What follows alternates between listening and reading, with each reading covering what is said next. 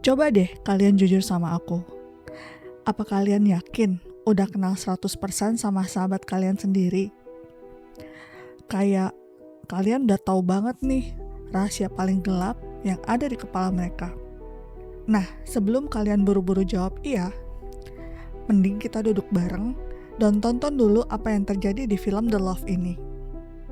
Di film ini, ada 5 pria mapan.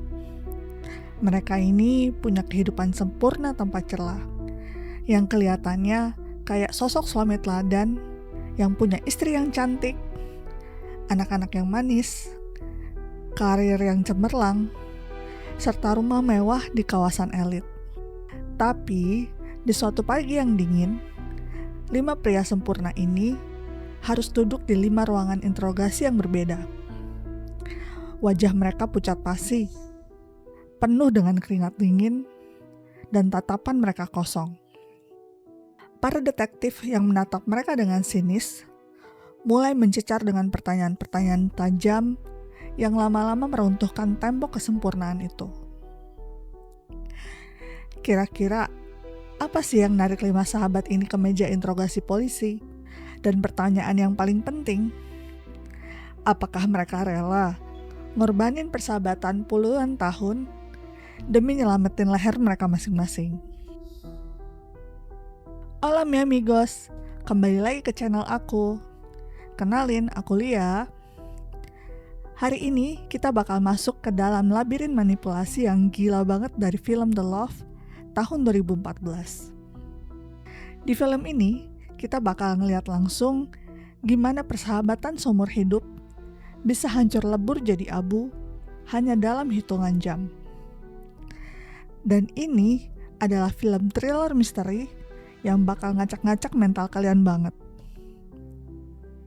Karena ceritanya ngingetin kita pada satu hal mutlak, kalau rahasia segelap apapun bakal minta tumbal pada akhirnya. Jadi, siapin cemilan dan kopi kalian, karena investigasi kita mulai sekarang. Vamos mi amigos!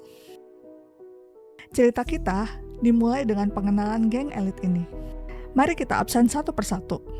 Pertama, ada Vincent Steven, si arsitek jenius yang sukses, dan alpha male yang karismatiknya bahaya banget. Kedua, ada Chris Van Owen, seorang psikiater yang dari luar kelihatannya punya moral paling tinggi di antara mereka. Lalu ada Luke Secord, cowok berkacamata yang agak socially awkward dan selalu jadi bayang-bayang. Selanjutnya ada Marty Landry, pria easygoing yang kerjaannya cuma jadi bodoh tongkrongan. Dan yang terakhir, ada Philip Trauner, adik tiri Chris, yang sifatnya kasar, impulsif, dan temperamen abis. Ide gila soal apartemen ini awalnya datang dari otak licik Vincent. Logikanya simpel banget, tapi masuk akal. Ngapain kita check-in di hotel yang gampang banget kelacak tagihan kartu kreditnya kalau kita bisa punya arena bermain sendiri? Pakai aja The Love, aturannya gampang banget kok. Siapapun yang habis pakai The Love, dia yang wajib beresin jejaknya. Jangan pernah bawa istri ke sini, dan yang paling penting, jangan sampai ada satupun orang luar yang tahu soal tempat ini. Secara visual, scene pas mereka bagi-bagi kunci kelihatannya kayak persahabatan tingkat tinggi. Tapi di balik senyum itu, dinamika mereka ini unik banget. Ada yang ragu-ragu karena takut ketahuan istri, ada yang emang pemain, ada juga yang cuman ikut-ikutan biar validasi maskulinitasnya diakui. Dan hal ini yang bikin The Love itu makin menarik. Karena apartemen mewah itu gak butuh makhluk halus buat nakutin kita. Cukup dengan ego dan nafsu seorang pria, tempat itu berubah jadi tiket VVIP menuju sisi tergelap manusia. Awalnya, tempat itu benar-benar jadi surga banget buat mereka. Kita dikasih lihat gimana kelima cowok ini ngejalanin double life yang super rapi. Di pagi hari, mereka jadi suami idaman yang super ramah. Tapi, jika pagi berganti malam, mereka berubah jadi predator di The Love. Sutradara film ini pun jenius banget ngebangun atmosfernya. Biarpun The Loft itu mewah, ruangannya didominasi dengan warna abu-abu, dengan logam dan kaca-kaca besar. Hal ini ngasih kesan dingin, steril, dan gak punya jiwa. Seolah-olah tempat ini emang udah ngasih warning di awal, kalau tempat ini bukan tempat untuk ngerajut cinta. Tempat ini cuma jadi sangkar buat kebohongan yang akhirnya meledak juga. Di suatu pagi, Luke, orang pertama yang buka pintu The Loft hari itu, niatnya sih mau santai. Tapi pas dia ngelangkah masuk ke kamar utama, boom! Di atas ranjang putih yang besar itu terbaring tubuh seorang wanita pirang. Tangannya terkunci rapat di tiang ranjang dan cairan merah pekat berceceran di sekitar spray. Luke yang panik setengah mati langsung nelpon keempat sahabatnya buat datang ke The Loft detik itu juga. Dan mulai dari sinilah survival mode mereka diuji. Scene saat akhirnya mereka berlima kumpul di ruang tengah dengan sosok tak bernyawa di kamar sebelah adalah puncak ketegangan di babak pertama. Di tengah kepanikan itu, ada satu detail forensik yang bikin scene ini sangat ikonik dan bikin merinding. Di sandaran ranjang, tepat di atas tubuh korban, tertulis sebuah pesan yang digambar pakai noda merah korban itu sendiri. Pesannya ditulis dalam bahasa Latin, Fati nos junget, yang artinya takdir menyatukan kita. Awalnya, telunjuk mereka semua langsung mengarah ke Philip. Ya, masuk akal sih, karena track record dia emang kasar dan susah ngontrol emosi. Terlebih lagi, Philip dan Chris itu emang punya garis keturunan ibu yang emang orang Latin. Jadi, cocokologinya mulai jalan. Tapi, pasti kalian mikir kan, kenapa sih nggak langsung nelfon polisi aja? Jawabannya simple tapi dark banget. Kalau sampai polisi masuk ruangan itu, semua topeng kesempurnaan yang mereka bangun bertahun-tahun, kayak karir, reputasi, dan keluarga bakal hancur rembul detik itu juga. Akhirnya, mau gak mau, mereka terpaksa main jadi detektif dadakan buat nyelamatin diri sendiri. Vincent, si arsitek yang otaknya paling jalan, langsung ngecek sistem keamanan. Dan ternyata, alarm sama sekali gak bunyi sejak semalam. Pintu utama pun gak ada tanda-tanda dibobol. Jendela yang pakai kaca tempered, yang mustahil buat dibuka dari luar.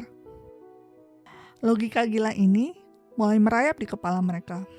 Gimana caranya wanita itu masuk? Pasti ada yang bukain pintu kan? Nah, karena hal itu, Vincent akhirnya nyuruh semua orang untuk ngeluarin kunci logam mereka. Dari 5 orang, cuma Chris yang tiba-tiba gelagapan dan gak bisa nunjukin kuncinya. Seketika, atmosfer ruangan pun berubah menjadi mencekam. Semua mata menatap tajam ke arah Chris. Dan Chris berusaha mati-matian ngasih alasan yang logis. Dan emang, realita kelamnya tetap aja menghantam mereka berlima tanpa ampun. Pelaku sadis yang menghabisi wanita itu sedang berdiri di ruangan yang sama dengan mereka. Scene ini tuh punya intensitas yang sakit banget. Coba deh kalian bayangin di posisi mereka. Kalian natap satu persatu mata sahabat tongkrongan kalian, nyari celah, nebak-nebak siapa yang lagi akting dan berbohong. Karena sekeras apapun mereka nyari alasan keluar, kenyataannya terus nyeret mereka balik ke dalam lingkaran setan mereka sendiri. Dan sampai akhirnya, sebuah telepon pun berdering. Telepon yang akhirnya ngebongkar identitas asli wanita pirang di atas kasur itu. Nah, siapa sih sebenarnya wanita ini? Namanya Sarah Dickens. Dia bukan sekedar wanita panggilan. Sarah sebenarnya punya hubungan spesial sama Vincent. Tapi parahnya, Luke, si pria pendiam yang selalu berada di bayang-bayang, ternyata juga diam-diam terobsesi dan jatuh cinta sama Sarah. Love triangle di dalam arena perselingkuhan benar-benar toksik stadium akhir. Sekarang, kita ditarik kembali ke masa kini, ke sesi interogasi yang bakal ngulitin habis kehidupan palsu mereka. Detektif kepolisian mulai menekan mental mereka satu persatu di ruangan terpisah. Lewat flashback selama interogasi ini, kita nggak cuma diajak main detektif-detektifan buat nebak pelakunya. Tapi, kita juga diajak duduk manis buat ngeliat betapa busuknya moral mereka. Polisi perlahan mulai nemuin celah dari cerita karangan yang mereka susun di apartemen tadi. Dan di titik ini, kita sebagai penonton bakal sadar, insiden berdarah di atas kasur itu sebenarnya bukanlah akhir dari sebuah rencana, melainkan sebuah pemicu, the trigger. Dengerin deh gue baik-baik.